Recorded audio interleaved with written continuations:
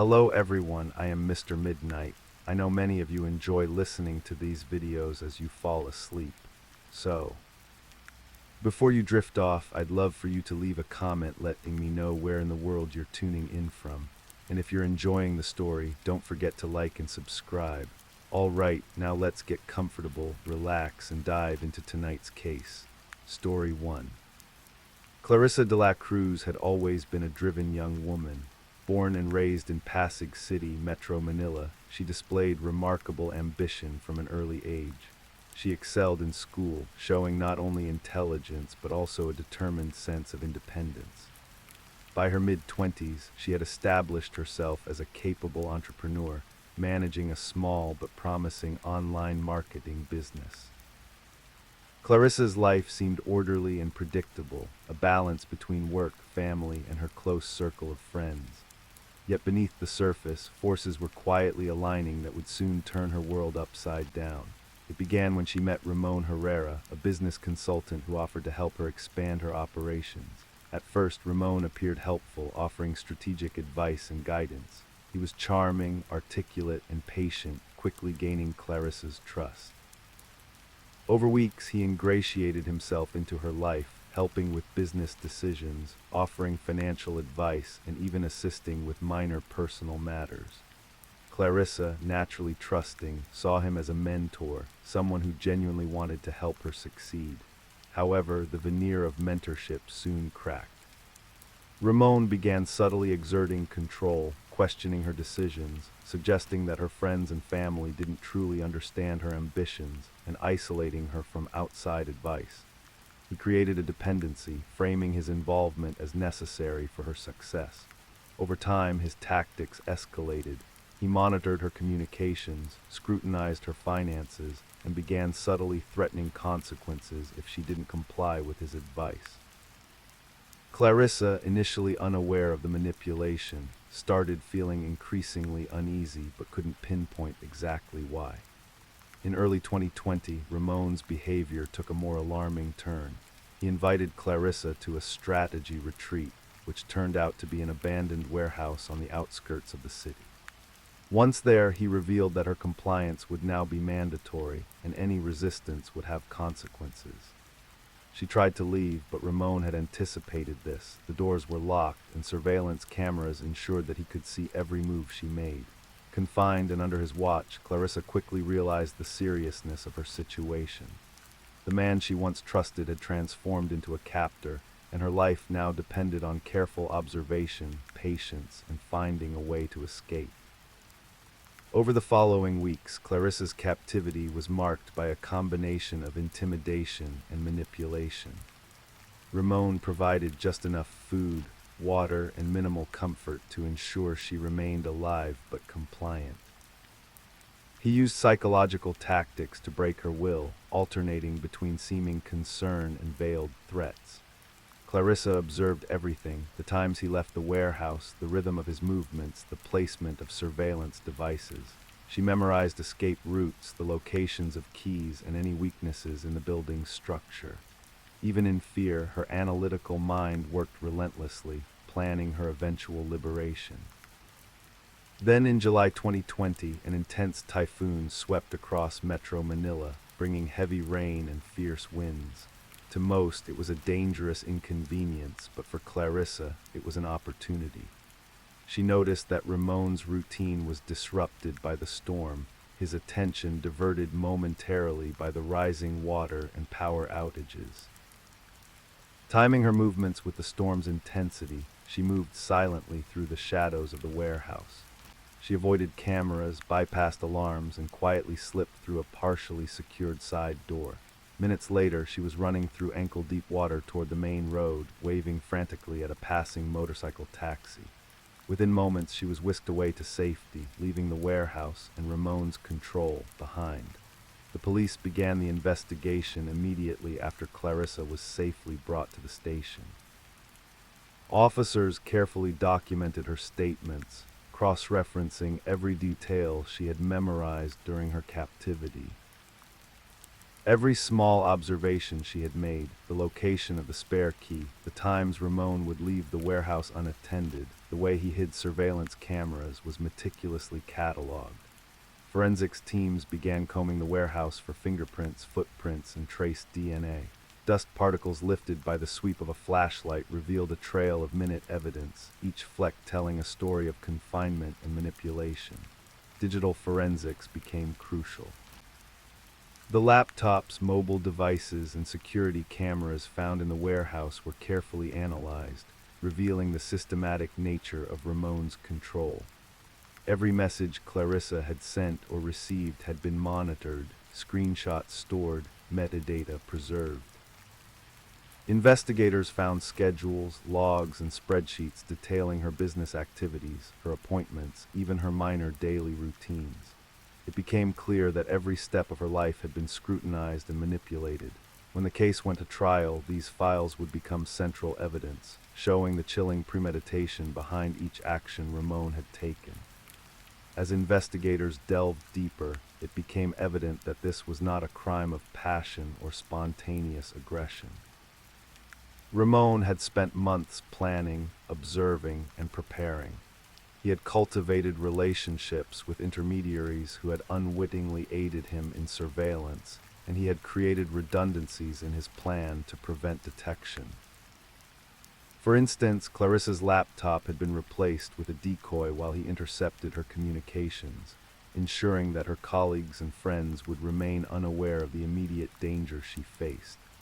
The sophistication was both terrifying and methodical, reflecting a mind trained to control and dominate. During her captivity, Clarissa's ability to observe, adapt, and retain information had saved her life. She remembered every detail, the exact time Ramon checked his phone, the sound of his footsteps against the concrete floor, the faint whir of the broken air conditioning system. She noticed small cracks in his routine, an overlooked loose latch, a door that didn't fully close, and stored them in her memory. When the storm arrived, she knew it was the chance she had been waiting for. The typhoon, normally feared for its destruction, became her ally. She moved silently, timing each step with the rhythmic pulse of the rain, navigating shadows with precision, and avoiding the patrolling gaze of Ramon. When she finally flagged down the motorcycle taxi driver, it was a moment of raw instinct. Her voice was calm but urgent, a mask over the adrenaline coursing through her veins.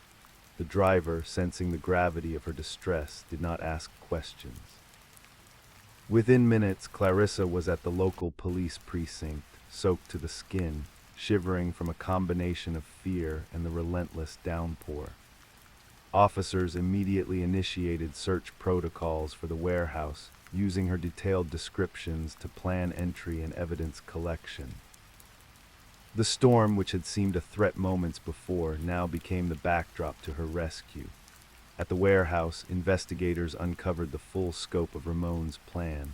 There were hidden compartments, surveillance cameras, and a meticulously maintained ledger of Clarissa's movements and routines. Every piece of duct tape, every coil of rope, every padlock told a story of methodical preparation. The discovery of these items, combined with forensic analysis of fingerprints and trace DNA, created an irrefutable link between Ramon and the crime.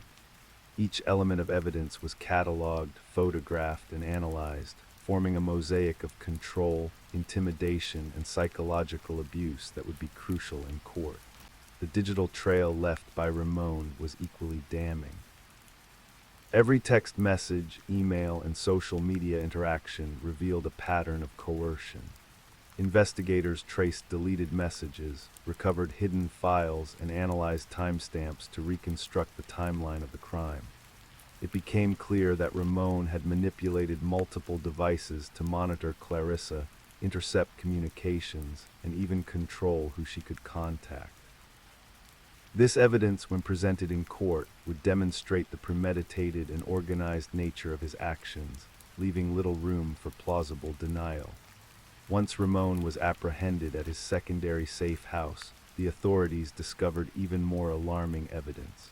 Hidden in a locked cabinet were additional restraints, surveillance equipment, and photographs documenting Clarissa's life over several months. His journals contained obsessive notes detailing her habits, business activities, and interactions with colleagues and friends. The level of meticulous observation and control was chilling, revealing a mind driven by domination and fear rather than rational business or personal interest. During the pretrial period, Clarissa was placed under protective custody. Her daily routine was monitored and safeguarded, with officers ensuring her safety while allowing her to recover from the trauma. Therapy sessions, both psychological and medical, were arranged to address the emotional and physical toll of her ordeal. It became clear that the trauma would not dissipate quickly. Nightmares, anxiety, and hypervigilance became part of her daily life, a lingering reminder of the months she had spent under Ramon's control. When the trial began, the courtroom was packed with journalists, advocates, and members of the public. Clarissa recounted her story in meticulous detail, from her childhood in Pasig to her early years in business, her initial trust in Ramon, and the gradual escalation into confinement and manipulation. Witnesses provided corroboration, detailing their observations of bruises, changes in behavior, and interactions with Ramon that suggested control and intimidation. Forensic specialists presented their findings, showing the physical evidence, digital logs, and trace DNA linking Ramon to every aspect of the crime. Ramon's defense attempted to cast him as a mentor misunderstood, arguing that his interactions with Clarissa had been intended to guide her business decisions and personal choices. He claimed that the confinement had been consensual, a misguided attempt to ensure her safety and professional success. However, the weight of evidence, combined with expert testimony on psychological coercion and abuse, left little room for doubt. The court examined every detail, from the calculated removal of her phone and personal items to the hidden cameras and restraints, establishing a pattern of deliberate, premeditated control. Throughout the proceedings, Clarissa's composure was remarkable. Though visibly affected by the memories, she conveyed every detail with clarity, demonstrating both resilience and careful recollection. Expert witnesses described the psychological impact of confinement, manipulation, and coercion, explaining how victims like Clarissa are often forced to comply while simultaneously observing opportunities to escape. The jury was presented with a detailed picture of how Ramon had engineered every element of the crime, from the initial mentorship to the final days of captivity. Outside the courtroom, public reaction was intense. News outlets covered the story extensively, focusing on the methodical nature of Ramon's crime and the bravery of Clarissa. Advocacy groups highlighted the case as an example of psychological manipulation and control, emphasizing the importance of education, awareness, and early intervention. The story resonated widely, not only in Manila but across the Philippines, sparking discussions on the need for stronger protections against coercive and predatory behavior in both professional and personal contexts. In the end, Ramon was convicted on multiple counts, including unlawful confinement, coercion, intimidation, and attempted extortion. He received a life sentence without the possibility of parole. The judge cited the meticulous planning, psychological manipulation, and sustained control over Clarissa as aggravating factors, emphasizing the deliberate and calculated nature of the crime. The court also highlighted the bravery and resilience demonstrated by Clarissa, noting that her actions in escaping, documenting, and reporting the crime had been critical to the successful prosecution. Clarissa returned to her family in Pasig, rebuilding her life slowly but intentionally. She resumed her business, expanding operations and implementing stricter security measures to ensure safety for herself and her employees. She also began working with advocacy groups, lecturing on recognizing manipulation, understanding psychological abuse, and taking proactive steps to protect oneself. Her story became a symbol of survival, demonstrating how courage, careful observation, and persistence can overcome even the most meticulously planned abuse. Even years later, the memory of those nights in the warehouse remained vivid. The The sound of rain against tin roofs, the faint creak of metal doors, and the shadowed corners of dimly lit rooms carried echoes of fear and vigilance. Yet, through this trauma, Clarissa discovered an unyielding strength, a deep capacity for resilience, and a commitment to preventing others from experiencing similar abuse. Her journey, both harrowing and inspiring, stands as a testament to the human ability to survive, adapt, and reclaim one's life from the most dangerous and controlling circumstances. Story 2. It was meant to be an ordinary night in Bangkok, Thailand. The neon lights reflected off the wet streets after a brief evening rain, and the air carried the faint scent of street food mixed with gasoline. Ploy Srissa had spent the evening celebrating her promotion at work with colleagues. The laughter, the shared jokes, the clinking of glasses, it all felt normal, familiar, comforting. All she needed to do now was pick up her young niece from her friend's house and head home. Her older brother, Samchai, was with her in the passenger seat, both of them feeling a little wary as they drove through the narrow sois of central Bangkok. As they approached the small apartment where her niece was staying, something didn't feel right. The usual chatter from the neighbors was replaced by silence. The flickering hallway light cast shadows across the walls, and there were unfamiliar motorcycles parked haphazardly outside. Ploy tried to shake the uneasy feeling as she walked toward the apartment door. But within minutes, the night would spiral into chaos, and the world she knew would fracture forever. Ploy Srissai was born on March 18, 1990, in Chiang Mai, northern Thailand.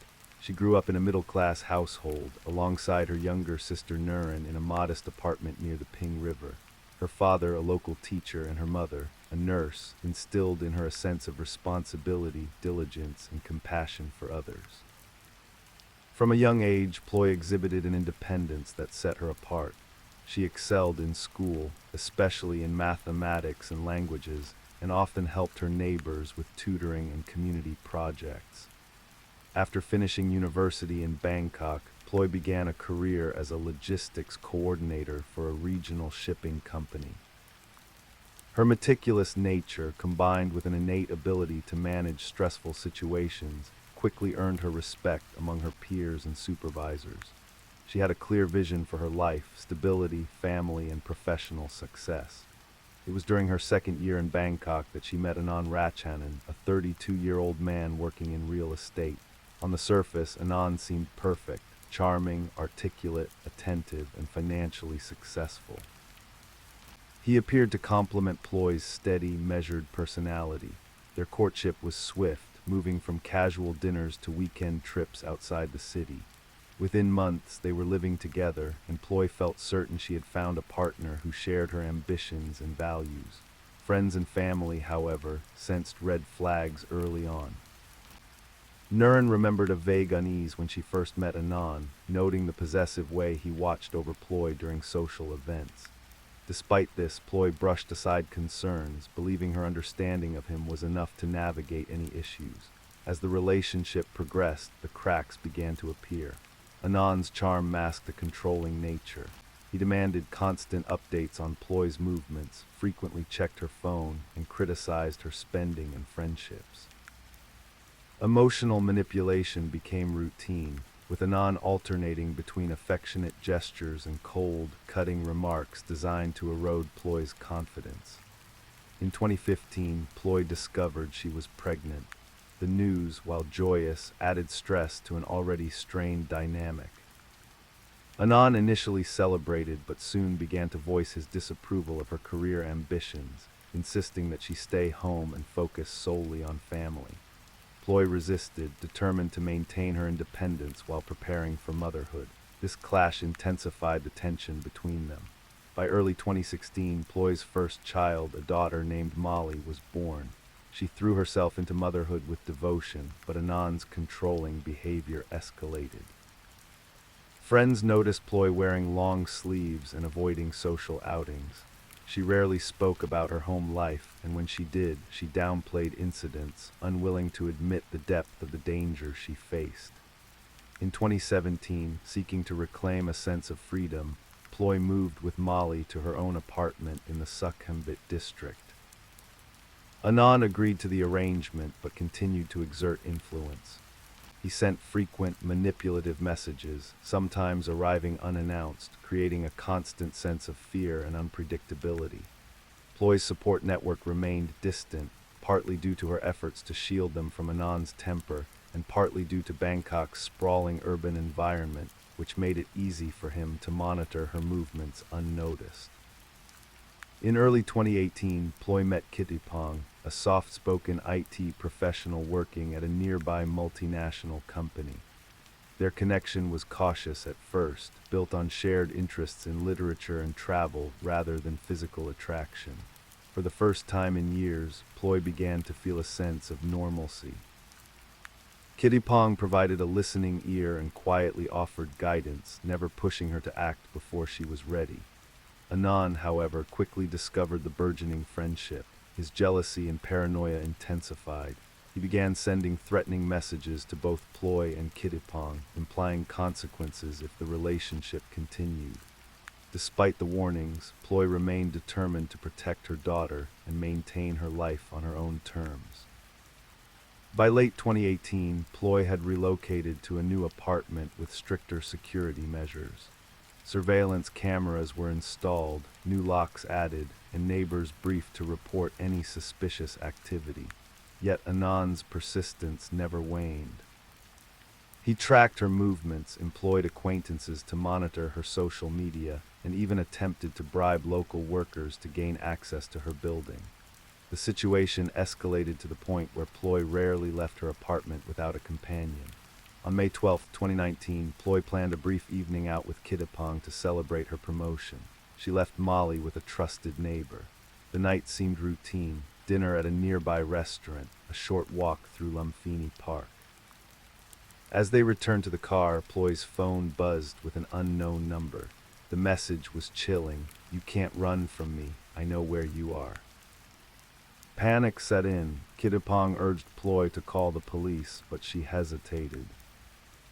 Over the past 4 years, Anand's behavior had taught her that reporting him often escalated the danger rather than mitigating it.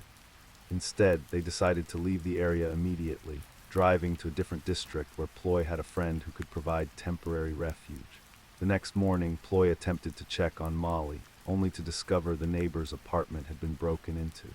Nothing of value was stolen, but signs of forced entry indicated that Anand had been there. Police were notified and a case was opened, but jurisdictional and procedural challenges in Bangkok slowed the investigation. The pattern continued. Anand's threats became more direct and aggressive. He showed up near Ploy's apartment, loitered around her workplace, and attempted to isolate her from anyone offering assistance. Kittipong and Ploy documented each encounter, collecting evidence that included threatening text messages, photos, and videos. On July 18, 2019, the situation reached a catastrophic climax. Ploy had arranged to meet Anand at a neutral location, an attempt at negotiation under police guidance. What began as a conversation quickly devolved into violence. Anand produced a firearm, brandishing it in the crowded parking lot. Witnesses recalled hearing arguments, screams, and the unmistakable sound of gunfire. Ploy was critically injured, and bystanders scrambled to protect her. Kittipong managed to push her to safety while alerting authorities. Anand fled on a motorcycle, weaving dangerously through Bangkok's crowded streets, leaving chaos and fear in his wake. Law enforcement, using surveillance footage, witness accounts, and Kittipong's testimony, quickly tracked Anand. He was apprehended 2 days later in a nearby province, attempting to cross the border into Cambodia. Forensic evidence, including fingerprints on the firearm and trace DNA at the scene, confirmed his involvement. Investigators delved into Anand's past, uncovering a history of domestic violence, financial fraud, and previous threats against former partners. The evidence painted a portrait of a man obsessed with control, willing to resort to violence to maintain dominance over those he considered his. In 2020, Anand Ratchanan was tried for attempted murder, assault, and multiple counts of intimidation. Witnesses testified about his long-term pattern of abuse, and forensic evidence corroborated their accounts. The Thai court found him guilty on all charges. He received a sentence of life imprisonment without the possibility of parole, alongside additional years for illegal possession of a firearm and endangerment of a minor. For Ploy and her daughter Molly, the aftermath was a slow and painful process of healing. Therapy, relocation, and community support became essential to rebuilding their lives. The story of Ploy Srisai became a cautionary tale in Thailand, highlighting the dangers of domestic abuse, the challenges faced by victims in navigating the justice system, and the resilience required to survive and reclaim one's life. Story 3. In an inner-city park, thousands gathered to light the way home for women in honor of a young comedian who didn't make it there. Her death sparked an outpouring of emotion, anger, grief, and vigils protesting violence against women, the judge describing it as one of the worst examples of murder. Supreme Court justice ruled outrageous and depraved conduct like this will be met with severe sentencing in which mercy plays no role. Justice K said his crime was an attempt to enact his dark and violent sexual fantasies, culminating with the death of his victim. He placed the offending on the most extreme end of the scale. Melbourne, Australia, a bustling and vibrant city home to many famous landmarks and a hub of arts and culture. Roughly 5 million people call this place home, one of which was Eurydice Dixon. Eurydice Jane Dixon was born on November 10, 1995. She was described as gutsy, determined, and clever, kind to those she met with a real passion for the arts.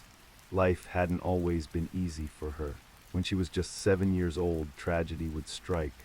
Her mother had battled a heroin addiction and would later pass away in a shopping center as the result of an overdose. She was close to her siblings, a brother Christopher and a sister Polly, as well as her father Jeremy. Eurydice was described as a born performer and soon began forging a career in stand-up comedy, proving herself to be a formidable and unique voice on the comedy circuit. She was naturally more introverted but began to blossom and come out of her shell, channeling her ideas and her intelligence into her comedy and using it to talk about her experiences. She was described as a staunch feminist who could poke fun at herself and her ideas with social issues also feeding into her comedy routines. She was incredibly supportive of other comedians, with one person calling her a comic's best friend. She could always find the funny, even if a joke didn't land. She would perform at comedy clubs and was quickly making a name for herself in the bustling Melbourne comedy scene. Tuesday, June 12, 2018. Eurydice performed a set at the Highlander Bar, a place she would often go to, and tried out some of her new material. Her set had gone brilliantly, and she was said to be on top of the world because of how well received it had been.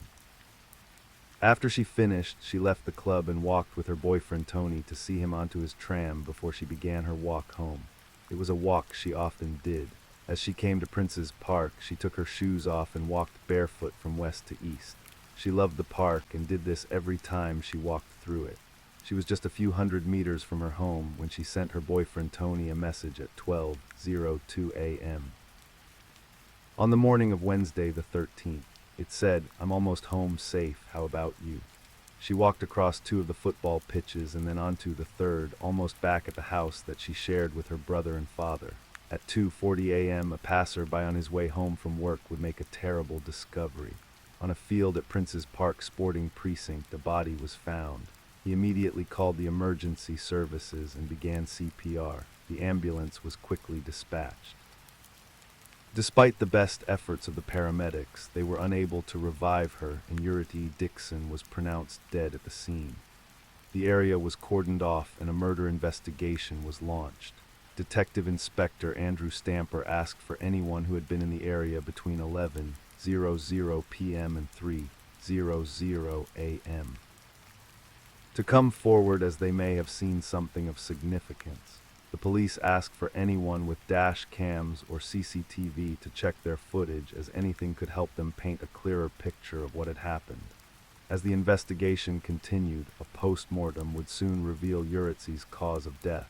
She had died as a result of asphyxiation and compression to the neck. She had suffered blunt force injuries across her body and head, and she had also been raped. Whoever had killed her was clearly a dangerous offender, and they needed to be stopped, and quickly.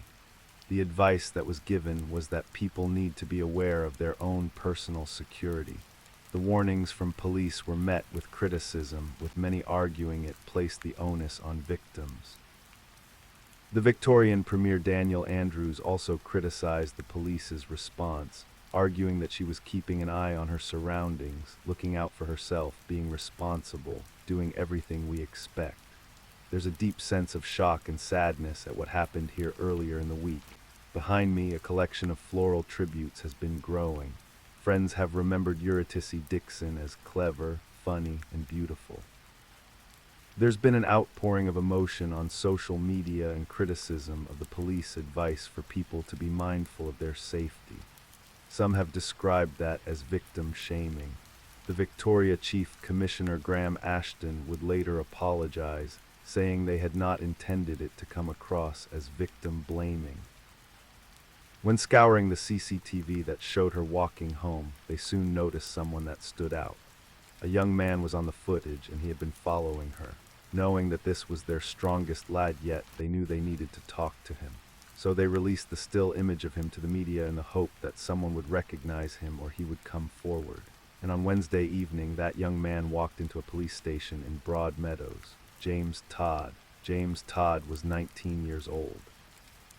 The police wanted to know why he appeared to be following Eurydice on the footage. He told the police he had initially followed her as she was drunk. "Look at this drunk idiot. Might as well see if she does anything funny," he said, but this was not true. An autopsy revealed there were no drugs or alcohol in Eurydice's system. James said the night was a blur. He had a series of scratches on his face and said they had been most likely caused by his cat, but the police were doubtful. After repeatedly denying that he had any involvement over more than 600 questions, the police said wanted to obtain his DNA and other forensic evidence because if he wasn't involved, his DNA would not be at the scene. It was then that he changed his story. "Don't worry about the DNA. I did it. I will tell you everything," he said. The truth about James Todd and what exactly had happened would finally come out. In Melbourne, they gathered some 10,000 men, women, children united in somber silence. Then in song, the crowds that filled Princess Park to remember Eurydice Dixon, a jarring contrast to its emptiness. The night the 22-year-old was killed there, walking home from her comedy gig. As news continued to spread about what had happened, the tributes for Eurydice began to flood in on social media, with many comedians sharing their thoughts and donating to fundraising efforts to help her family. The Highlander bar where she had performed her last set paid tribute to her. She was a remarkable, talented, kind, unique, and universally loved person, and the entire staff are shattered and heartbroken. There were thousands of vigils held across the country, with people from all walks of life coming out to voice their anger and pay tribute to her. Thousands of people have gathered in Melbourne for a vigil in honor of an inspiring comedian who was raped and murdered last week. Tonight, those who knew her have come together with strangers to pay tribute to the 22-year-old's life and to reclaim the park. A sea of faces lit by candle light as raw emotions surfaced. The message has united hundreds who walked along Sterat. The sentiments felt by thousands across the nation who stood hand in hand for the woman abused and killed last week. Not just Melbourne, where people have gathered in solidarity and reflection. This murder is being felt throughout the entire country, with vigils being held in multiple cities. Prime Minister Malcolm Turnbull addressed a vigil in Canberra alongside the opposition leader Bill Shorten and said, "This young woman should have been able to walk across the park in her city as safely as she could walk across a room in her home or any public space."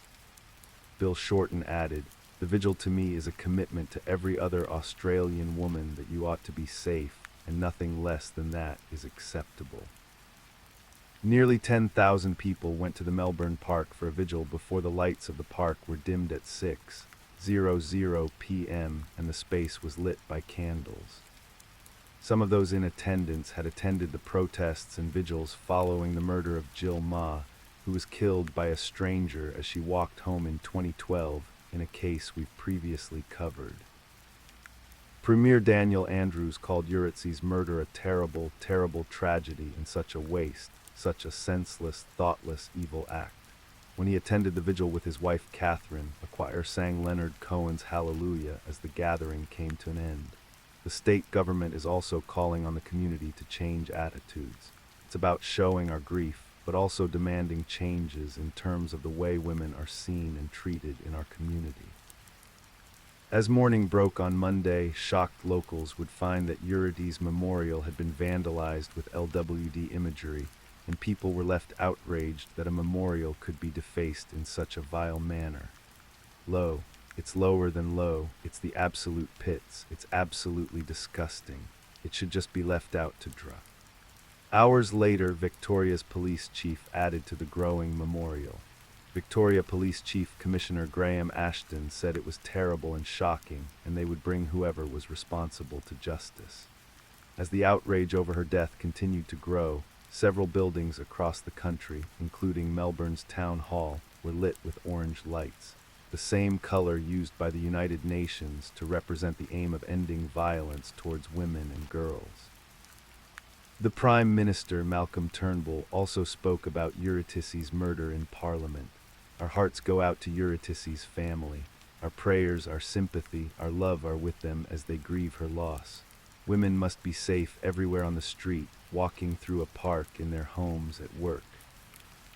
We need to ensure that we have a culture of respect for women. Not all disrespect of women ends up in violence against women, but that's where all violence against women begins. I know that we are all united in this here. This is not a partisan issue. This is a heartbreaking tragedy. I thank the honorable member for the question, and I believe, Mr. Speaker, that I speak for every honorable member in saying we must never ever ever tolerate violence against women. Uritsi Dixon, we mourn her loss. We grieve with her family, and we say never again. As James Todd sat in Broadmeadows Police Station, what he had done that day and the horrifying nature of Uritsi's last moments were finally brought to light. On the day of Uritsi's murder, he had finished his classes in hospitality at around 3:00 in the afternoon and then got on a train to go into the city with 3 others from his college course. He later tried to purchase alcohol at Liquorland, but as he didn't have his ID on him, he was not allowed to buy anything. He went to a different store and bought vodka and cigarette rolling papers. He then went to Batman Park with his friends where they drank before one of his friends decided to call it a day and go home. After finishing the vodka, James went and purchased cider and then some marijuana from men in the park. At 8:30 p.m., they went to the Southern Cross station and Todd purchased whiskey. They then boarded a train going towards Broadmeadows. One of them got off at Flinders Street and James Todd got off at Newmarket. He bought tobacco and then headed back into the city and got off at Flinders Street Station at 10:25 p.m. He then walked towards Elizabeth Street. At 10:43 p.m., he had gone past a Woolworths where Uritsi was with Tony. James Todd carried on to McDonald's where he ate. After he walked back to the intersection of Swanston and Flinders where Uritsi's was saying goodbye to Tony as he got onto his tram, James Todd was standing outside the Young and Jackson Hotel and then decided to walk back to the station. It was here that he saw Uritsi's walking on her own. He let her go past him at 11:08 p.m. He then began to follow her, being sure to hide from her and stay out of her eye line, hiding behind objects and slowing down when she did. After taking off her shoes and walking across the park, he attacked her. He had gone up behind her and grabbed her by her dress and hair before knocking her over. Uritsi's had fought back with everything that she had and scratched his face repeatedly, but he overpowered her. After raping her, he said he strangled her for maybe 5 or 10 minutes. As her body lay in the park, he used the front-facing camera on her phone to look at the scratches on his face for 10 minutes. He then went to Royal Park Station, where he fell asleep on a bench at 2:14 a.m. At 3:55 a.m., he walked back through Prince's Park where he defecated on one of the tracks. He then walked over to where he had left her body and was told to leave the area by police on scene. At 5:50 a.m., he had got on a train to go home, and at 6:37 a.m., he was back in his bedroom and using his iPad to make various searches for Prince's Park and read articles about a woman's body being found there in the early morning hours. He then made internet searches for content relating to rape and strangulation. At 6:34 p.m., he received a phone call from one of his friends saying he had seen his face on the news. He was the person the police wanted to talk to. He searched the number for the local police station before ringing them to say it was him in the photograph that had been issued. His girlfriend and her mother took him to the where his mother was there to meet him. He told his girlfriend she had nothing to worry about. After he had confessed what he had done, he told the officers she looked like she was stumbling around. She looked like she was not in a position to defend herself. James Todd was subsequently charged with the rape and murder of Unity Dixon. Using the prison telephone, he called his father. He said he was disappointed at the way Eurydice's murder had panned out, saying he felt like shit after and hoped the next time would be better. But who exactly was this young man sat in front of them? As the police looked into his background, they made several disturbing discoveries. He was the middle of 3 boys, and the home environment he lived in was described as neglectful and squalid. The kitchen floor was so rotten, part of it had collapsed. The toilet was blocked and garbage and rubbish filled every room. There were also several animals in the home. His mother suffered with depression and was later asked if this was a factor that led to the house being neglected, and he said, "No, it's always been like this." He had a diagnosis of autism spectrum disorder, and in his youth, James Todd exhibited repetitive behaviors and intense focus on interests, dinosaurs, for example. At the age of 12, his school referred him to mental health services after they had grown increasingly concerned with his emotional well-being and his interactions with other people. As he moved into his teens, he was given treatment to help with regulating his mood, especially his anger. He spent less and less time at home and would sleep on the streets. He asked his girlfriend if he could move in and would spend his weekends at hers. Whilst in custody, Todd was diagnosed with sexual sadism disorder. Professor James Ogloff is a 35 years of experience studying pedophiles, murderers, and rapists. He would later examine James Todd and spoke to The Age and the Sydney Morning Herald about sexual sadism disorder. He said that it is not entirely known how it develops in people, but that it is extremely rare. He said, "We don't know why this occurs, but we do know there are people like him whose sexual interests appear to be best satisfied by inflicting pain and ultimately ending the life of someone. It is not driven by their hatred of women. It is a sexual interest." The public wants a simple answer, but there is no quick fix. When looking at James Todd's internet search history, they revealed he had looked for snuff films, which are violent sexual encounters resulting in death. It was reported that from the age of around 11, he had been accessing increasingly violent pornography and had harbored a fantasy about raping a woman before killing her. On Thursday, the 28th of June, Eurydice Dixon's funeral was held. Her uncle, sister, and old drama teacher were amongst those who spoke at the service. "We'll Meet Again" by Johnny Cash and The Cure's "Pictures of You" were played. Her friend Kieran Butler described her as having the mind of a lawyer. She was someone who could attack an issue or idea from polar opposite sides. She could genuinely empathize with and understand a point of view or action that she vehemently disagreed with. The emotional service was a fitting tribute to Eurydice. The police would also catch up with the person who had vandalized her memorial. An anti-feminist vandal who defaced the memorial site to murdered comedian Eurydice Dixon has avoided jail. Andrew Nulch was slammed for his lack of remorse by the magistrate after he blamed his actions on man-haters. Dougal Batty was in court convicted to serve 200 hours community work. The 29-year-old pleaded guilty to painting a vulgar image of male genitalia on the memorial to Eurydice Dixon just days after she was killed in June. Blatant man-hating upset me so much that I thought I had to make a statement for men's rights.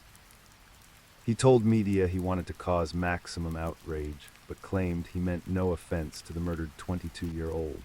Andrew Nulch will now have to undergo a men's behavior change program as part of his rehabilitation and treatment.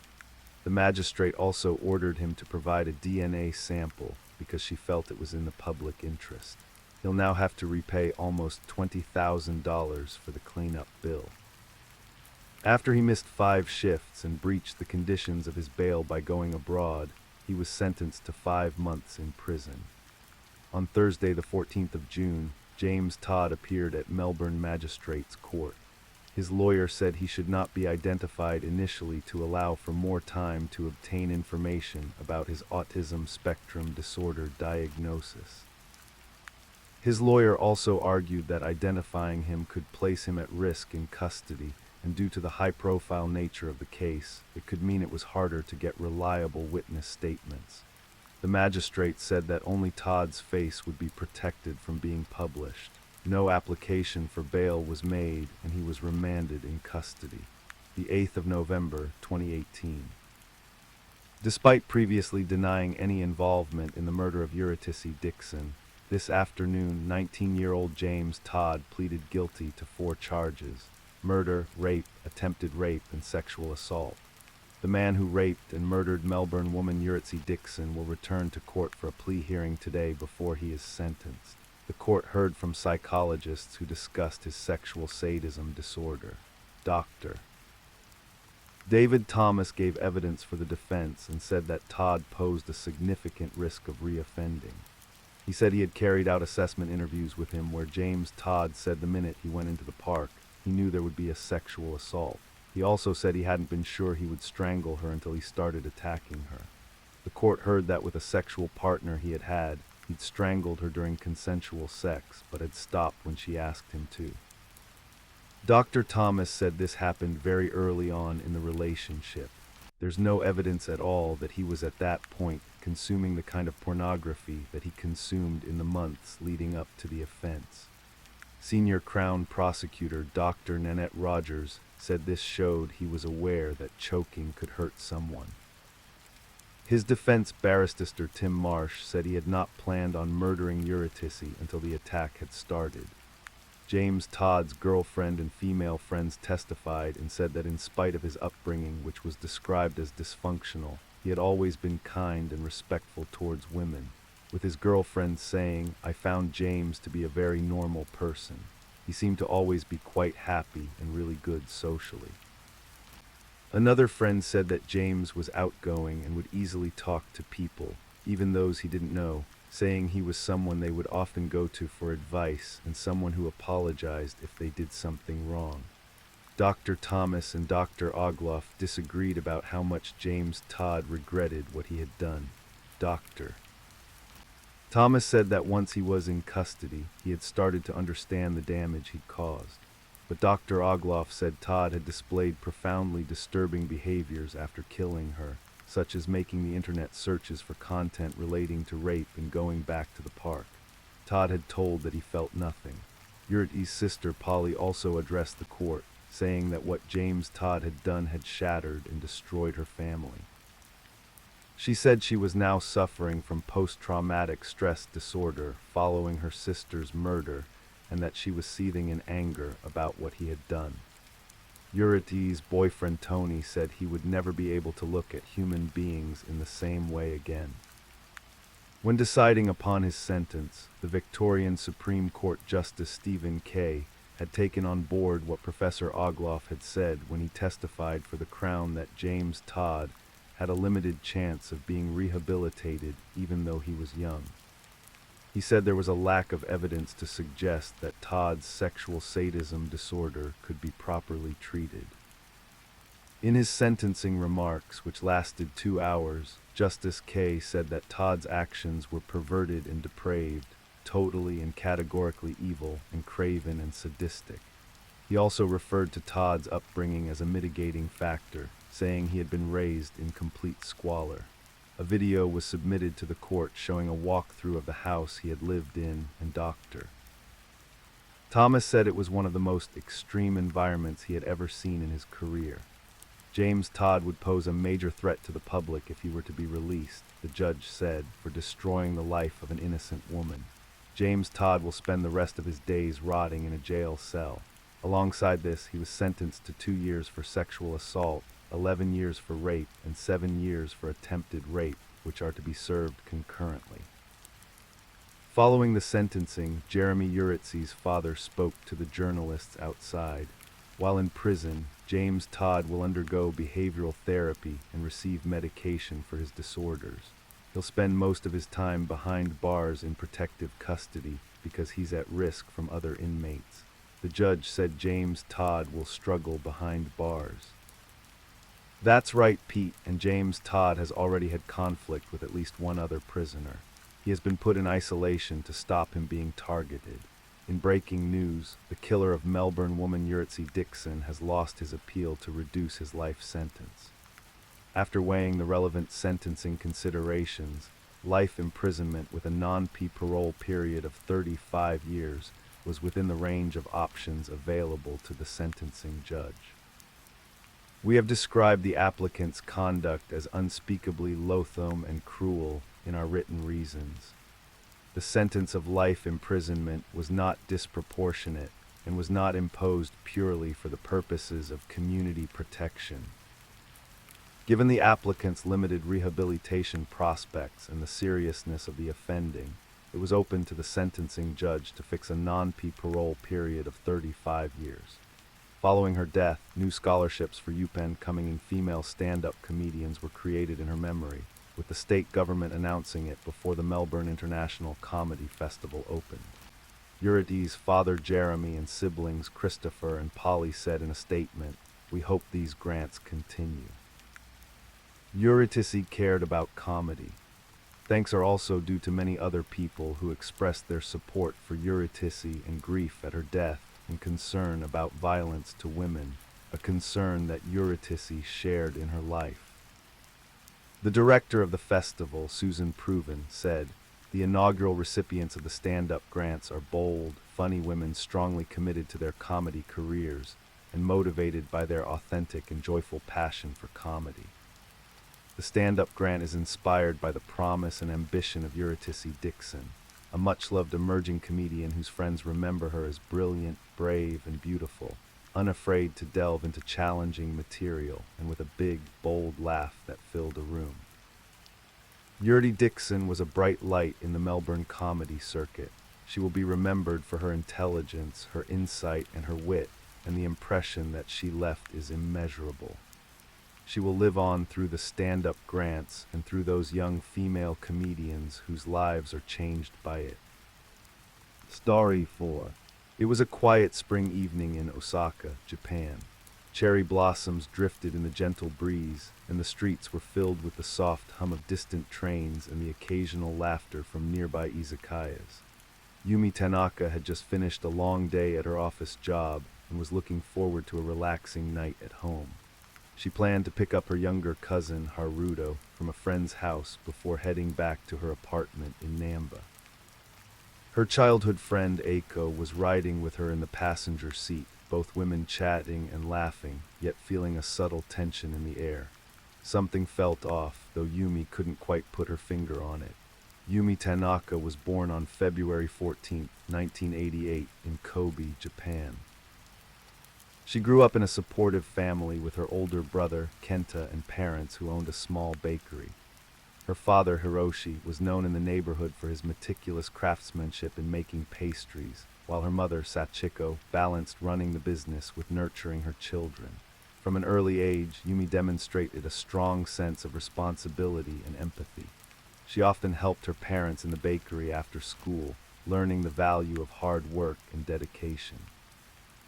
After graduating from university with a degree in accounting, Yumi moved to Osaka to pursue a career in finance. She quickly gained a reputation as reliable, meticulous, and dedicated, earning promotions and respect from her peers. Her life seemed orderly, steady, and full of promise. It was during a company event in 2014 that Yumi met Ryoichi Sakamoto, a 35-year-old freelance consultant. On first impression, Ryoichi was charismatic, articulate, and attentive. He seemed to complement Yumi's methodical personality with his adventurous and spontaneous nature. Their relationship developed quickly. They were inseparable, sharing dinners, weekend trips, and long conversations about the future. Despite initial impressions, those close to Yumi noticed unsettling traits in Ryoichi. Her cousin Haruto, who spent time with them on weekends, recalled that Ryoichi would often become quietly intense, asking detailed questions about Yumi's schedule and the people she interacted with. Friends occasionally remarked on the subtle jealousy he exhibited, though Yumi brushed it off as concern. As the years went by, Ryoichi's controlling tendencies escalated.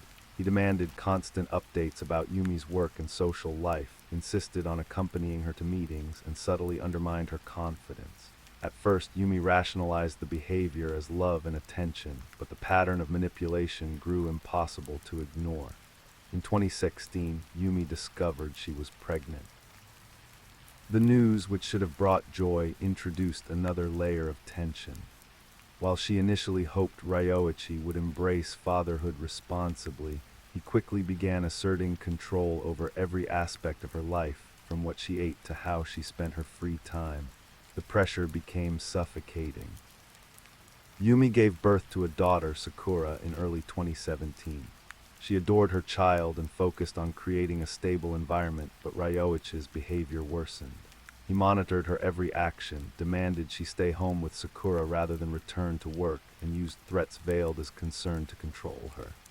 By late 2017, Yumi began seeking subtle ways to reclaim independence. She met Kenji, a kind software engineer, through mutual friends. Their connection was slow and cautious, built on shared interests and quiet companionship. Ryoichi quickly discovered their friendship and reacted with increasing hostility. Text messages became threatening, and he appeared unexpectedly near Yumi's apartment and workplace. In mid-2018, Yumi decided to move into a separate apartment with Sakura, taking extra precautions with security and changing routines to minimize Ryoichi's interference. Yet he continued to find ways to manipulate and intimidate her.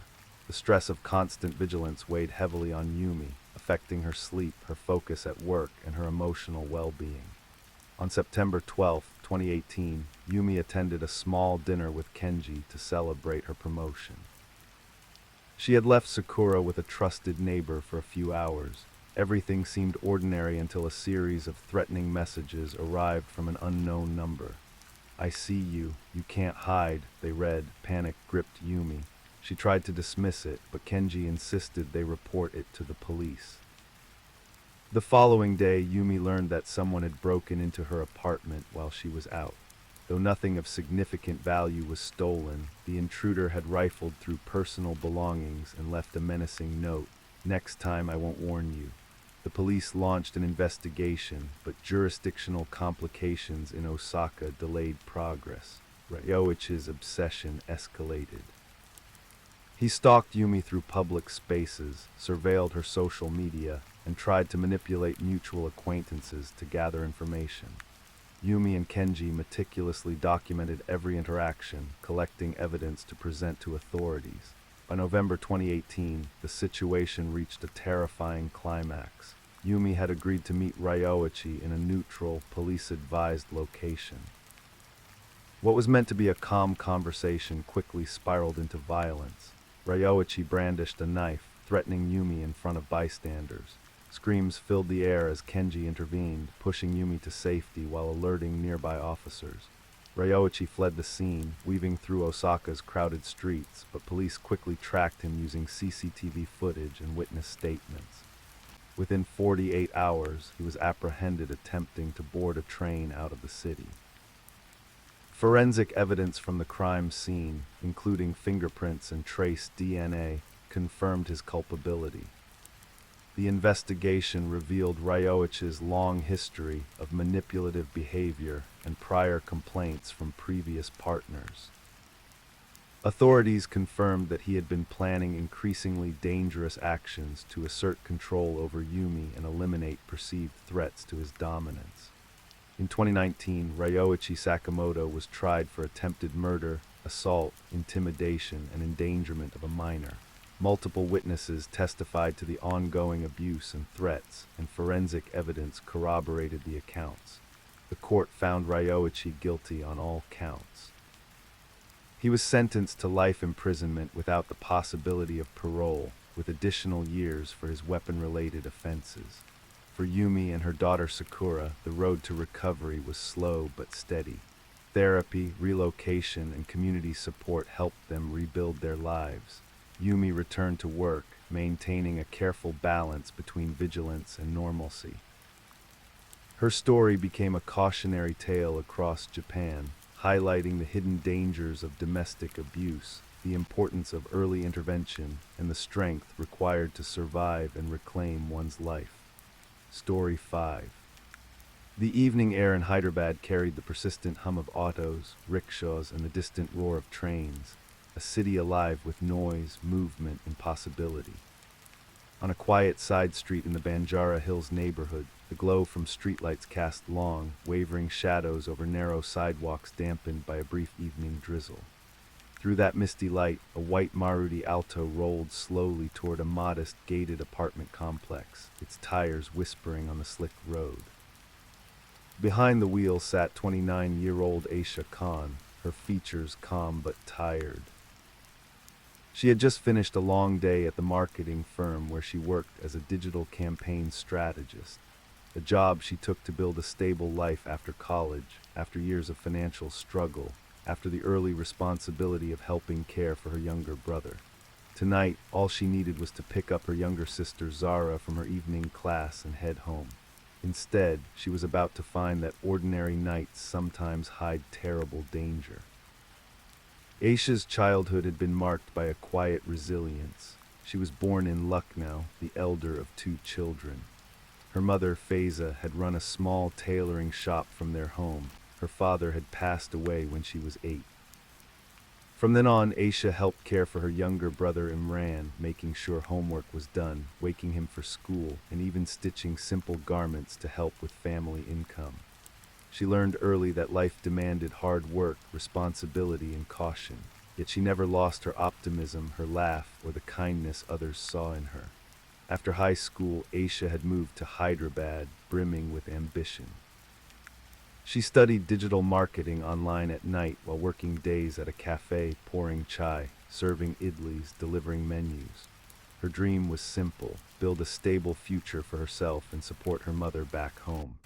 When she landed an assistant coordinator job at a mid-sized marketing firm, she felt a surge of pride. She rented a modest apartment with a friend, studied late into the night, and saved diligently. Within 2 years, she rose to a lead role. Her salary improved, her confidence grew, and more importantly, she began to allow herself small joys again. Weekend drives to the hills, occasional dinners with friends, late-night strolls under Hyderabad's neon glow. It was at one such celebration, the company's 2019 yearly gathering, that she first saw Rahul Sharma. Rahul was introduced as a freelance photographer hired to document the night. Candid group photos, staged portraits, light reflections, smiles frozen in time. He was tall, lean, his dark hair falling slightly into his eyes. His manner was calm, his smile easy but not flashy.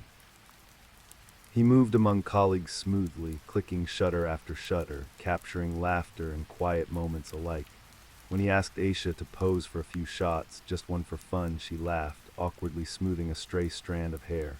The click echoed, a small moment. Later, he sent her a digital copy. That night, she congratulated him on his work. For him, that brief exchange marked the beginning of something far more dangerous. In the following weeks, Rahul began messaging her, compliments at first about her eyes, her smile, her posture in the photos. Then gentle questions: which buses she took home, what kind of apartments she preferred, whether she lived alone. His tone felt at first protective, as if he simply cared about a friend's safety. Aisha, exhausted from long workdays and delighted at the attention after years of solitude, responded with polite messages. She thought nothing of it. She had never been close to many men, her family's conservative background, her early losses, but Rahul seemed different, discreet, respectful, encouraging of her work goals. Over time, the messages became more frequent, subtle, supportive, friendly, until she convinced herself she could trust him. Friends noticed the change quickly. Priya, her colleague and roommate, raised her eyebrows when Aisha mentioned a good photographer friend who offered to help her build her personal portfolio. "Are you sure he's safe?" Priya asked one afternoon in their shared kitchen. "It feels fast." Aisha brushed it off with a nervous laugh. She was tired. Busy, but the seed of unease began to sprout. By late 2019, the relationship had deepened.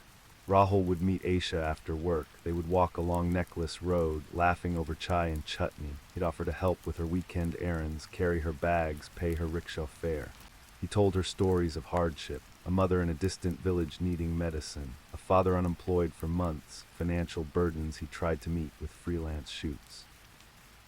He painted himself as responsible, vulnerable, gentle.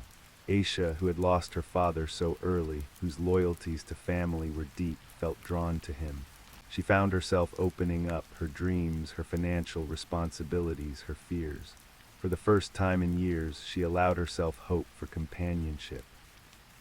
She never expected the distance between kindness and predation to be so small. As their evenings together multiplied, so did Rahul's subtle demands. He insisted she change jobs to something with more stable hours. He urged her to move into a smaller apartment for shared expenses. He suggested opening a joint account. Each suggestion he framed as logical, loving, practical. When Aisha balked, citing personal independence, professional growth, and responsibility to her mother and brother, he placated her with apologies and small gifts. A new phone case, a packet of her favorite chai powders, snapshots of him photographing stray dogs. "You know how much you love helping street animals," he'd say thoughtfully. She convinced herself he meant it. By early 2020, Aisha discovered she was pregnant. The news filled her with a mixture of shock, joy, and fear. She told Rahul cautiously. His reaction was complicated, first surprise, then hesitation, then a promise of acceptance, but only if she left her job, moved into a small apartment, and let him manage the expenses. He argued it was better for the child, painted himself as provider. Aisha, hesitant but overwhelmed by emotional dependence, agreed. She dropped out of her job, ended her tutoring nights, and allowed Rahul to rent a small, almost bare flat in a tucked-away lane of Secunderabad. She moved in, hopeful that this would be the start of something new. Instead, it became the beginning of suffocation. At first, the change felt like minor adjustments, new routines, fewer phone calls home, limited contact with old friends. Rahul took control of her phone, passwords, and social media, arguing that it was unsafe, better for the baby. When she resisted, he sulked, then apologized, then reminded her of the baby's future. He sang lullabies softly while holding sheets of names, listing out possible baby names, budgets, a secure future. Aisha, once independent and proud, found herself giving in, emotionally entangled, financially reliant. She failed to see, or perhaps refused to, the closing walls of her world. By late 2020, the pregnancy became a burden, both physically and emotionally. Aisha felt isolated. The few messages from family and old friends came with concern, but every time she tried to explain, Rahul intercepted or controlled the narrative. He said her mother worried too much, that her friends didn't understand their circumstances. Whenever she tried to reach out, there would be silence, missed calls, or sudden excuses. She found herself alone more often than not. When her son, Arav, was born in February 2021, there was a fleeting moment of pure joy. Rahul held the baby with trembling reverence, tears in his eyes. He whispered promises that he'd build a house, that Arav would never lack anything, that they'd be a happy family. For a few weeks, Aisha believed again. She believed in him. She believed in the child. She held newborn fingers, smelled soft skin, whispered lullabies in hope, but those weeks ended too quickly. By March 2021, Rahul's control turned darker. He told Aisha she couldn't leave the apartment alone, not for errands, not for postnatal checkups, nothing. He He installed locks on every door, demanded she give him her full schedule every morning, forbade contact with anyone from her past life. When she observed that this was suffocating, he responded with cold logic, "I am protecting you, you and the baby." His calm voice and firm eyes were frightening, protective, but hungry for dominance. Aisha tried to maintain dignity. She tried to keep her calm, to remember who she was before all this, a hard-working, determined, hopeful young woman. She told herself it was temporary, a phase. When Arav turned 4 months and she suggested baby care, she saw a brief flame of fear in Rahul's eyes. He refused. He said it was fine, he'd manage. She nodded, frightened, retreating inward.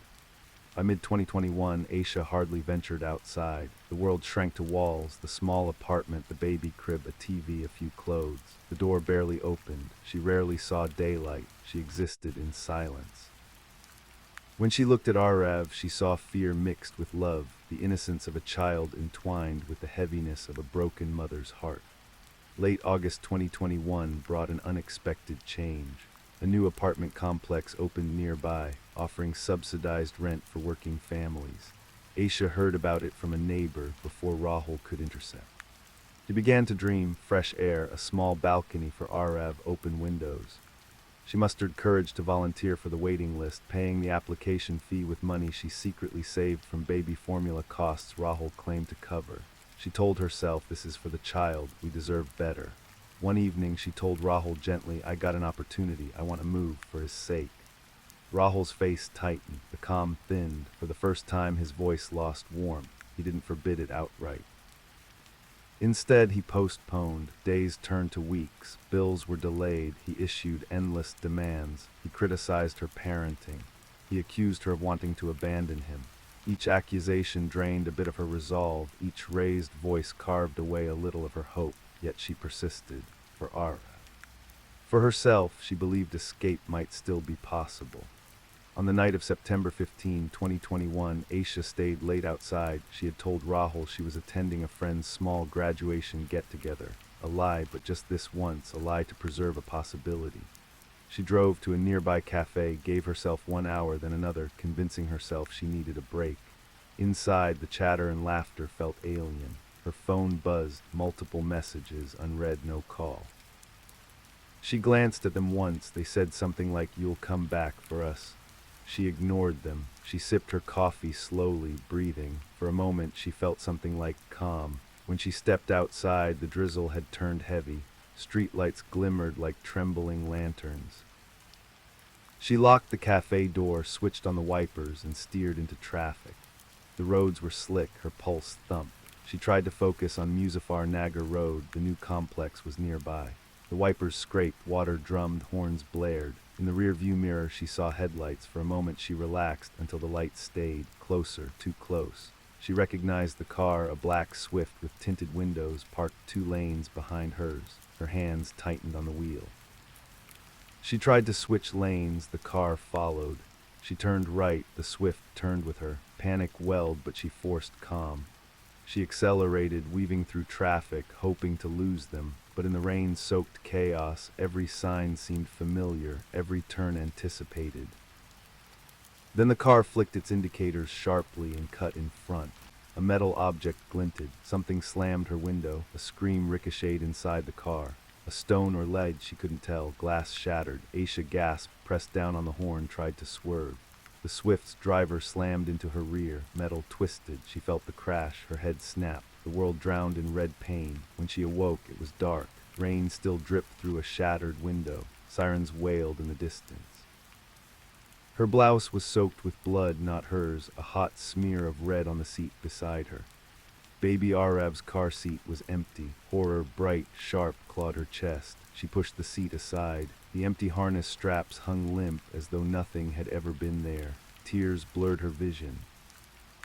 She fumbled for her phone. No battery, no signal. The street lights outside flickered dimly. She closed her eyes. A soft sob escaped before she lost consciousness again. When the police found her 2 hours later, she was slumped against the steering wheel, blood seeping through torn fabric, jacket wrapped around her arm. Nearby in the rain-soaked pavement, they found an empty car seat, a single child's shoe, a drooping baby blanket, and footprints, one set small and faded, the other muddy and heavy. No sign of the child, no witnesses, only the scattered trash from the crash site, a shattered windshield, and a mother's terror. News traveled quickly. The headline read, "Young mother misses her child after night crash, baby missing." The city paused. Volunteers flooded hospitals, night vigilante groups fanned nearby slums, alleys, emptied dilapidated buildings. Posters with Arav's smiling face, chubby cheeks, curious eyes appeared on walls and lampposts. The police launched a citywide investigation, mobilizing units, sealing highways, checking toll records. But days passed, no trace, no tip, no hope.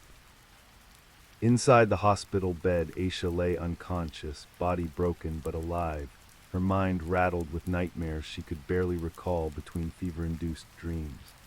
Detectives visited her daily, showing her sketches, asking for identification of suspects. She nodded weakly, nothing registered. Names, faces, all blurred.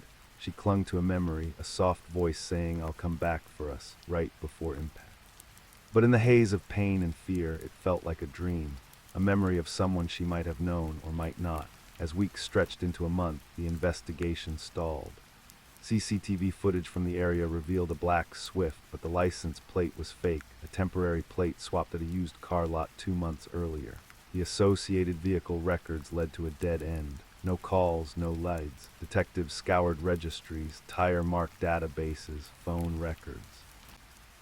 Every trace dissolved like smoke in wind. Public outrage grew.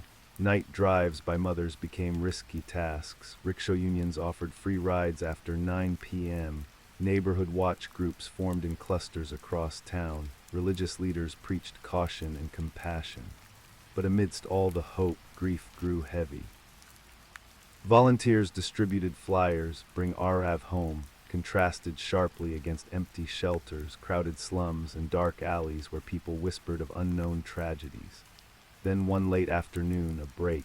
A scrap of cloth washed ashore at the edge of the Musi River, the faded corner of a baby blanket with a small, distinctive cartoon bear print. Forensic teams confirmed it matched the design of Arav's seatbelt blanket. It was a clue, a flicker.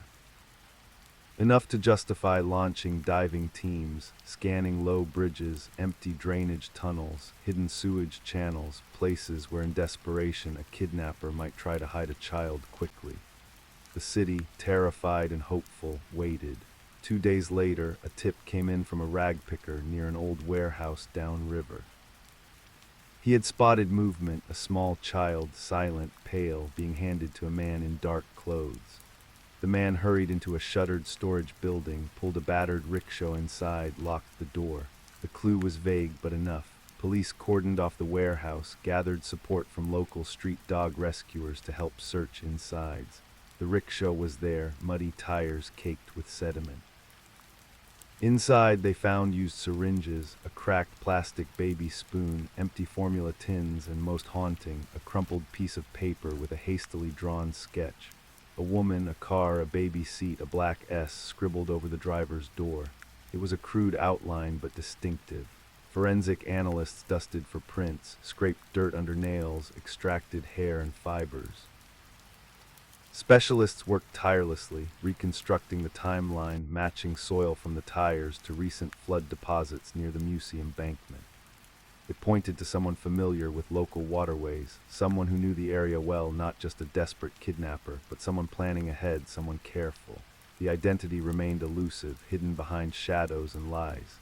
Meanwhile, in intensive care, Aisha began waking. Fevers still haunted her, nightmares even more so. But in her dreams, sometimes she smelled river water. Sometimes she heard sand shifting under tires.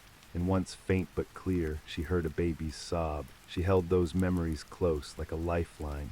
She fixed her eyes on the ceiling, reciting baby's name, Arav, over and over. She promised herself, "I will find you. I will bring you home." When police interviewed her again, her voice was quiet but firm. She remembered a telling detail, a distinctive ring on the kidnapper's thumb, a simple silver band with an engraved, faint lotus petal pattern. It caught the dim streetlight in the rear-view mirror just before the crash. Maybe it was nothing. Maybe fear had twisted it, but the detective nodded. Every memory mattered now. Investigators cross-checked old driving license records, ring sales from local jewelers, and registry entries for silver bands sold in last 2 years. One store owner remembered selling a ring with that exact pattern to a man named Rohit Mehra, a rickshaw driver recently dismissed from his fleet for violent behavior. The owner recalled the man complaining about lost fares, talk of money owed, and a bitter resentment. With that lead, police traced Rohit to a slum near Shamshabad Airport. A midnight raid was organized. Officers moved in quietly through narrow lanes, silhouetted against barking dogs and flickering lights. In a crawl space beneath a decrepit shack, hidden under torn blankets and plastic sheets, they found a tiny, frail bundle wrapped in a soaked blanket, a baby boy, eyes dull, breathing shallow, skin clammy. On a dirty floorboard hung a faded hospital tag, AARAV Khan, the same unique tag from the hospital where he was born. When Rohit was confronted, he tried to deny everything. He sneered, insisted it was a different child, a mix-up, but forensics told a different story.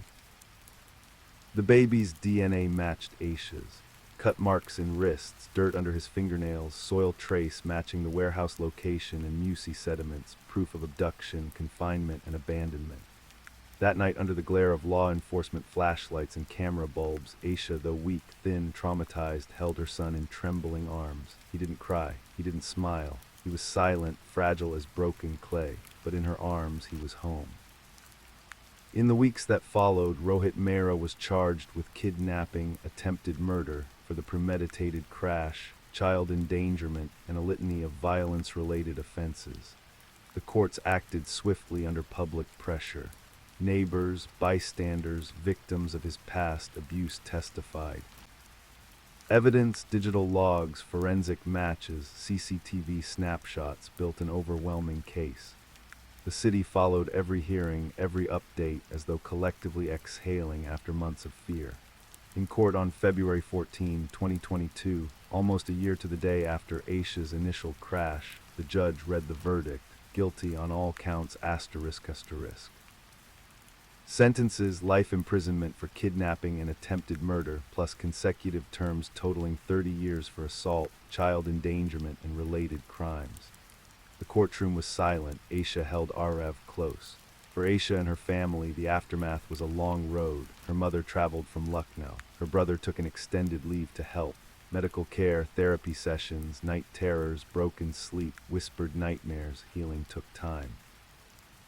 But they pushed forward. Aisha reopened her laptop. She started freelancing again, designing social media campaigns from home, slowly regaining financial independence. She moved to a secured, women-only housing complex. She enrolled Arav in daycare, soft plastic toys, bright colors, gentle laughter. She avoided rickshaws late at night. She walked home with other women, always in groups.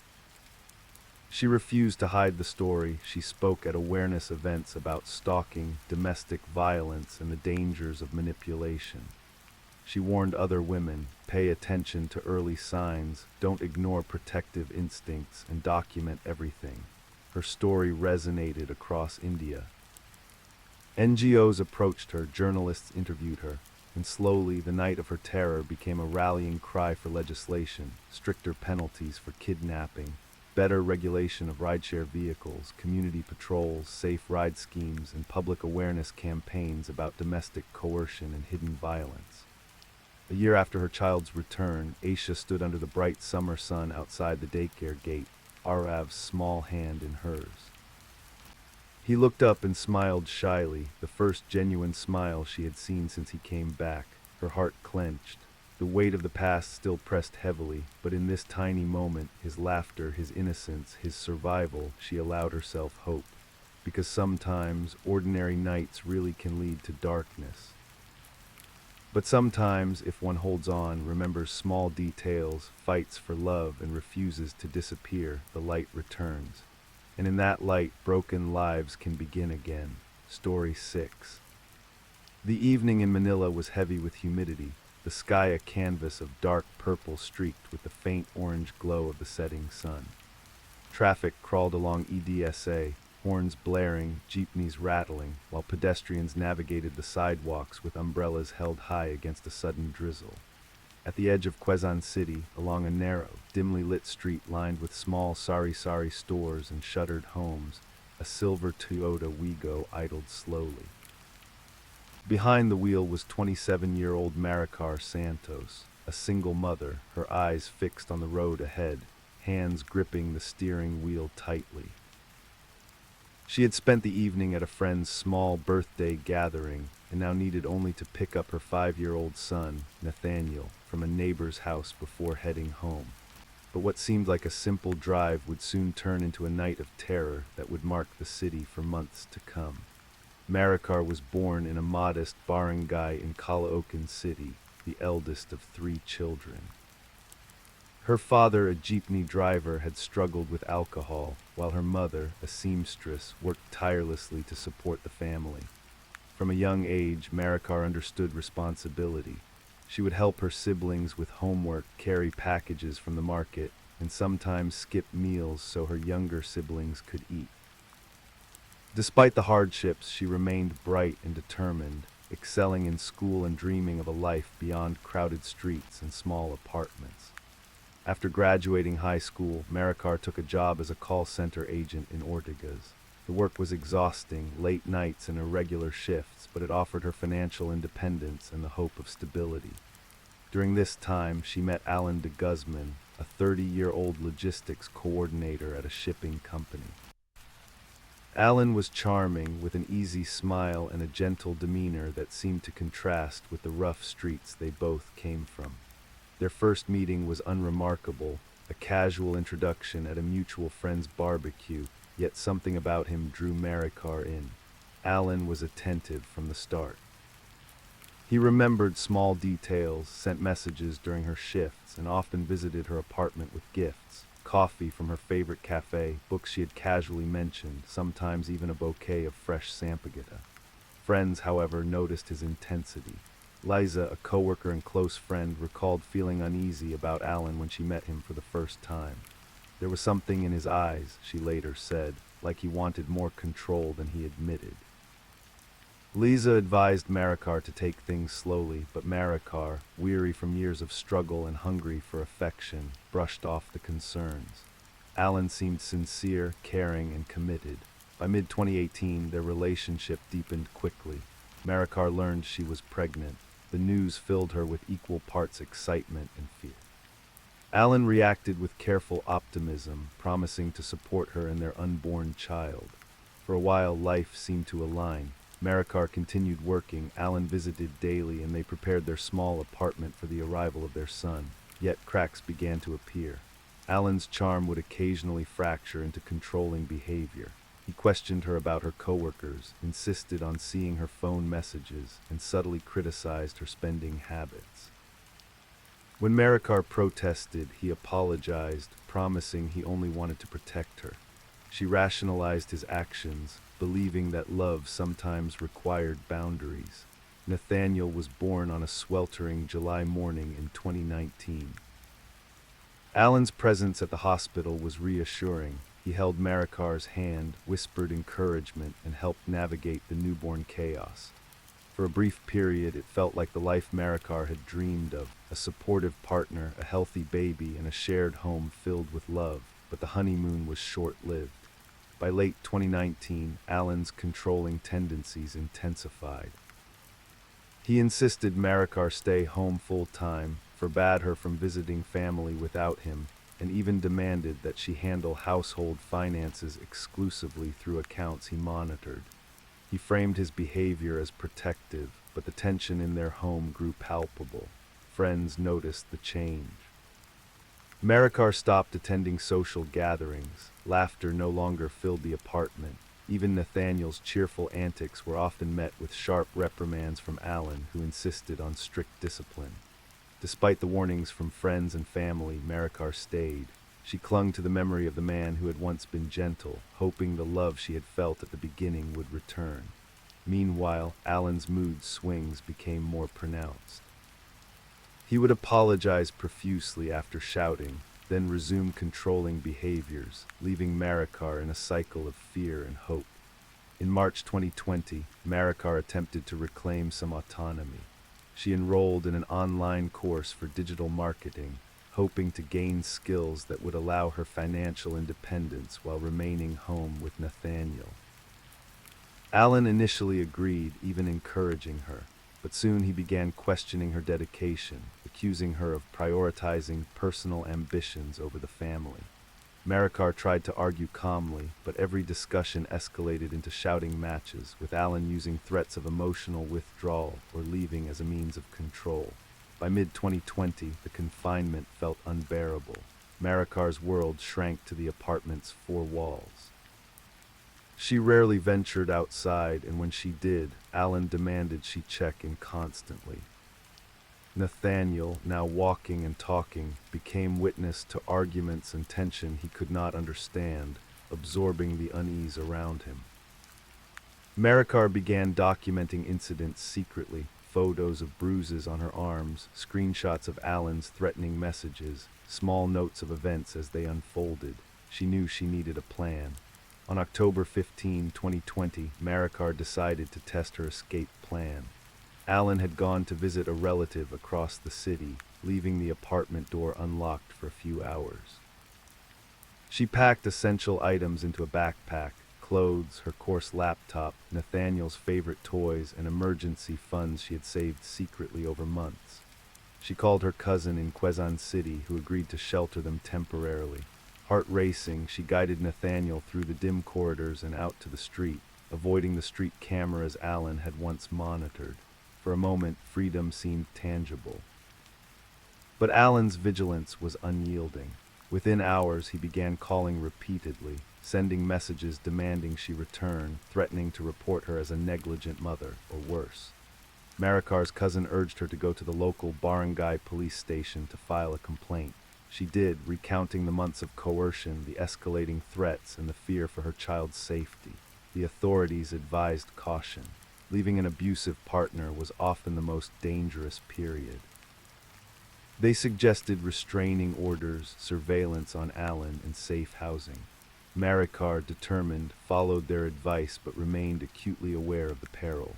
In December 2020, after weeks of relative calm, Marikar received an alarming call.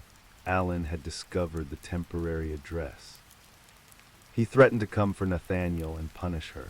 Panicked, she contacted a local women's advocacy group, which coordinated with police for emergency response. Alan was intercepted near a public market before reaching the apartment. He was arrested for harassment and making threats. Marikar and Nathaniel's safety seemed momentarily secured. They moved to a women's shelter, and she resumed her studies online, occasionally meeting with supportive friends who helped her rebuild. However, Alan's obsession did not end. Through digital means, he attempted to track their location, hacked into accounts, and sent repeated warnings that he would come back. On February 10, 2021, the final act of violence unfolded. Marikar had scheduled a session at a daycare for Nathaniel, accompanied by a friend for support. Alan had learned of the visit and followed them. As they approached the facility, Alan drove a silver SUV aggressively alongside Marikar's small hatchback, forcing her to stop. He stepped out, wielding a small knife, shouting threats, demanding Nathaniel. Panic-stricken, Marikar and her friend tried to drive away. Alan lunged, slashing the car door, breaking the window. A frantic chase ensued through Quezon City's narrow streets. Pedestrians screamed, cars swerved. Alan attempted to force the vehicle off the road multiple times. At one point, Nathaniel screamed from the back seat. Marikar maneuvered through a busy intersection, narrowly avoiding a collision. Finally, police, alerted by witnesses and CCTV monitoring, intercepted Alan near a highway exit. He resisted arrest but was subdued after a tense struggle. Nathaniel, terrified but unharmed, was immediately reunited with Marikar. Investigations revealed Alan's extensive history, prior accusations of controlling behavior, digital stalking, and prior physical threats toward past partners. Texts, emails, and surveillance confirmed his obsessive behavior, patterns of intimidation and escalation leading up to the attempted abduction. The trial, held in early 2022, captivated local media. Witnesses testified, forensic evidence was presented, and Allen's own communications demonstrated his manipulative and violent tendencies. Maricar testified with courage, recounting months of fear, coercion, and the final harrowing chase that could have ended in tragedy. The verdict was delivered in March 2022. Allen was found guilty on charges of attempted abduction, child endangerment, harassment, and unlawful possession of a weapon. He was sentenced to life imprisonment with additional consecutive terms totaling 35 years for the cumulative offenses. For Maricar and Nathaniel, the aftermath involved careful rebuilding. They relocated to a secure neighborhood in Tagwig. Maricar completed her digital marketing certification, and she began freelance work, slowly regaining independence. She engaged in community programs advocating for women's safety, domestic abuse awareness, and digital security. Nathaniel resumed schooling, and slowly, laughter returned to their home. Maricar's story became a symbol in Manila, a testament to resilience, vigilance, and the unyielding determination of a mother to protect her child. Though the trauma remained, she and Nathaniel began a new chapter, proving that even in the face of danger, courage and love can prevail. Story 7. The streets of Bangkok were unusually quiet that night, the humid air thick with the smell of exhaust and street food. Neon signs flickered along Sukhumvit Road, illuminating the vendors packing up their carts and the last of the tuk-tuks making their rounds. Among the narrow alleys and quiet residential streets, 24-year-old Nuran Fongchai walked briskly toward his small apartment.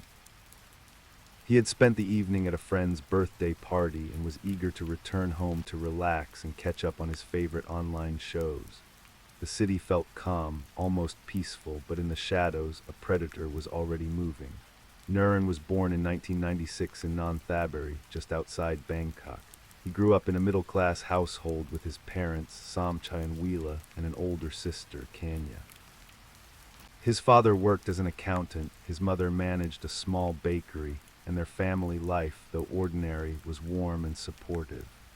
From a young age, Nuran displayed a curious intelligence, a love for books, and a quiet sensitivity. His teachers often praised him for his attention to detail and calm demeanor, though they also noted his tendency to be withdrawn, spending long hours alone rather than socializing. After finishing high school, Nuran enrolled at a local university, majoring in computer science. He developed a passion for technology, spending countless hours learning programming, hacking techniques, and network security. His social life was modest, few close friends, most interactions online or in small study groups. Yet despite his quiet exterior, Nuran was ambitious and determined to build a life that combined independence with stability. In 2019, Nuran moved into a small apartment in the Chatuchak district of Bangkok. The area was convenient, close to the university and public transit, but isolated enough that the apartment felt safe. It was here that his life began to intersect with the dark undercurrents of the city, leading to events that would shock Thailand for years. The first victim, a 21-year-old university student named Ploy Srisai, disappeared one rainy evening in August 2020. She had been walking home after tutoring a classmate when she vanished without a trace. Her friends initially assumed she had been delayed, perhaps caught in the downpour, but as hours turned into days, concern grew. Ploy was known for her punctuality and caution.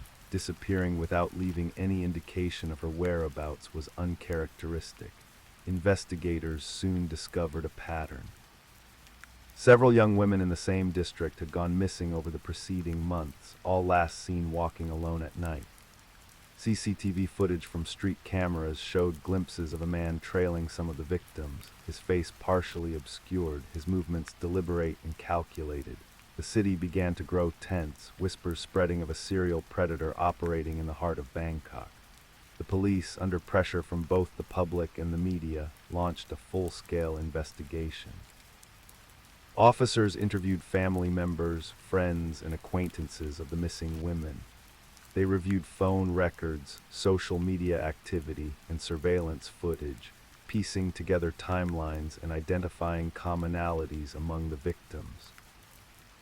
Each woman had been independent, often returning home late from work or school, and all lived within a 10-kilometer radius of Nuren's apartment.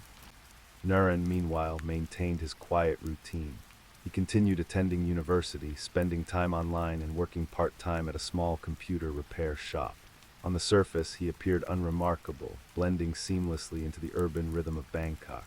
But beneath that exterior, his obsession with control and domination was growing. He meticulously documented the habits of potential victims, noting routes, schedules, and vulnerabilities. Every detail was recorded in digital files, organized and cataloged. His apartment, though appearing normal to outsiders, contained hidden evidence, notebooks with names, photographs, and carefully drawn maps marking the last known locations of his victims. The second victim, Somchai Tanaka, was a 23-year-old office worker. She disappeared in September 2020 while returning from a late shift. CCTV footage captured a figure matching the previous sightings, following her from the MRT station to a nearby alley.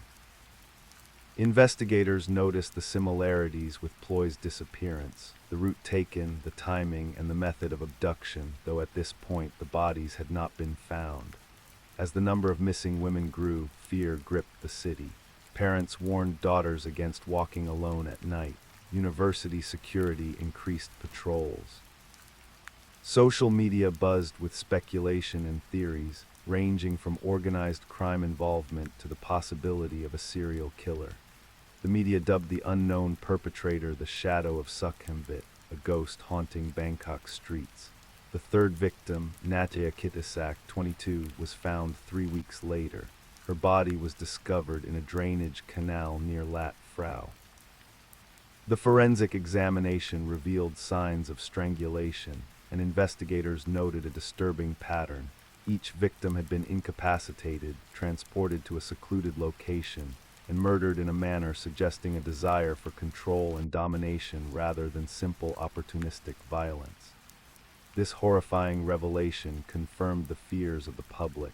The city was facing a serial killer. The police intensified efforts, forming a special task force led by Inspector Ananda Phongphan. Profilers were brought in to analyze the behavior of the perpetrator.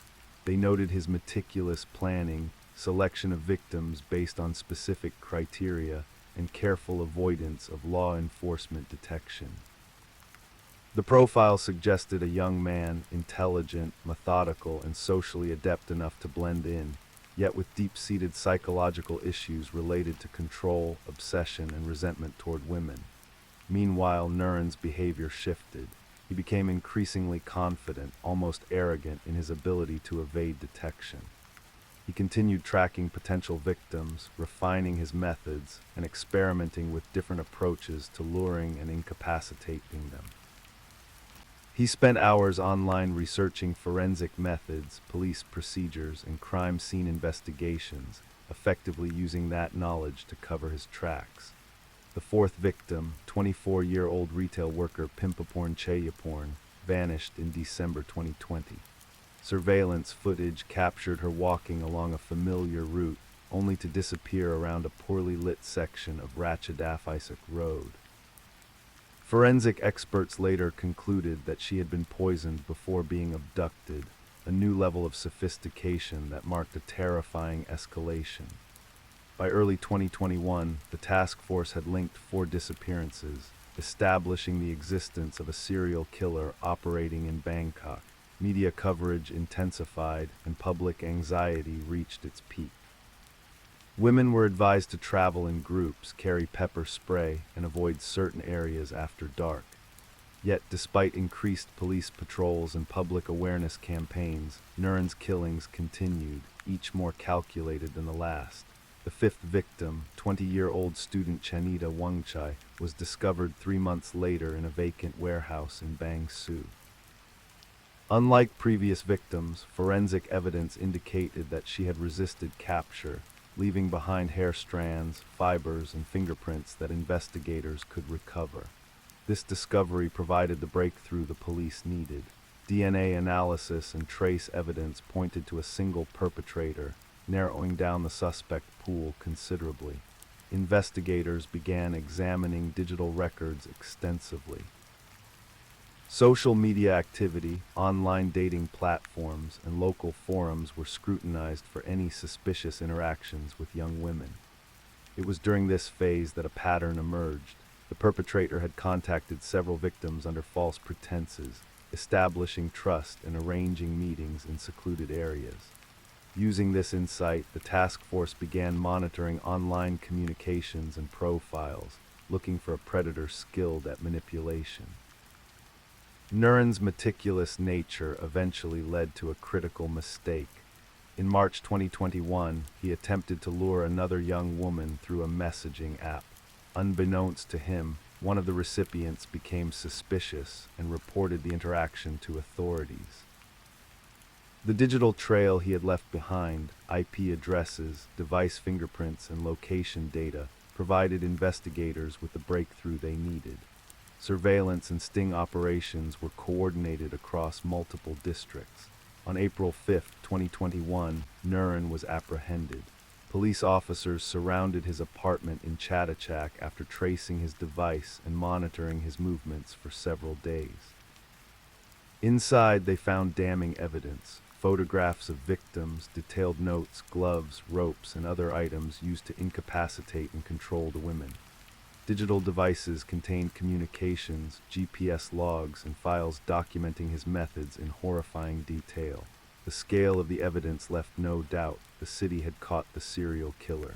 During interrogation, Nuren initially denied all involvement.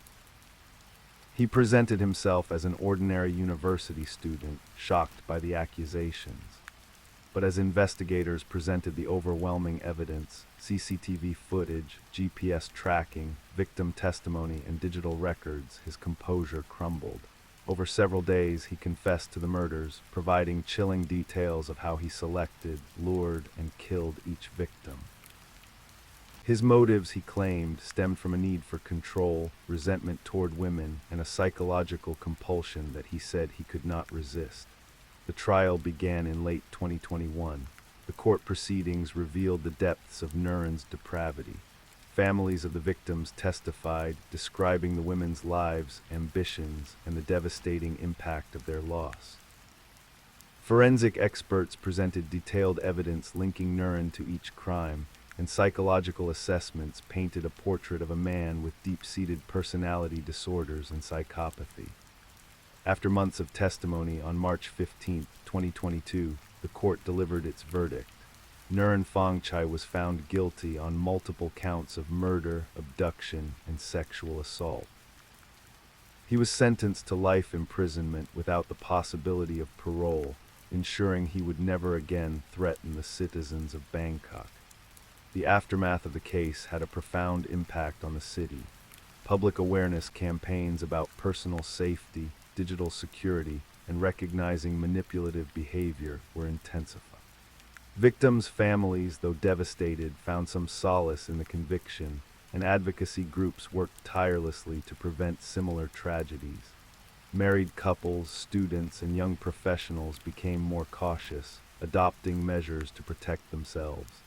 The police implemented more proactive monitoring of suspicious online behavior, and community safety networks were strengthened.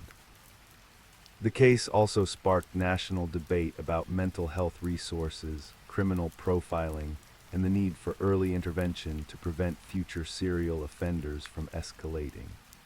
Though Bangkok eventually returned to its bustling rhythm, the memory of the shadow of Sukhumvit lingered.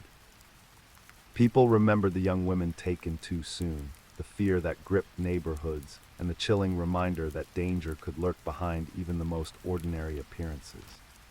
The story of Nuren Fangchai became both a cautionary tale and a case study in the psychology of serial offenders, a reminder that vigilance, community awareness, and timely intervention can save lives.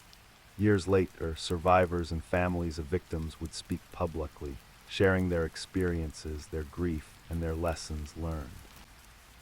Their voices contributed to lasting change. better policing, safer public spaces, and heightened awareness of predatory behavior. Though the horrors of Nuren's crimes left scars that could never fully heal, they also inspired a city to fight back against violence, to value vigilance, and to cherish the fragile gift of life. Thank you for joining me here at Mr. Midnight. True crime stories remind us of life's mysteries and the importance of staying aware even as we seek comfort in the quiet of the night. Let the rain carry you to a peaceful sleep. And until we meet again, stay safe, stay curious.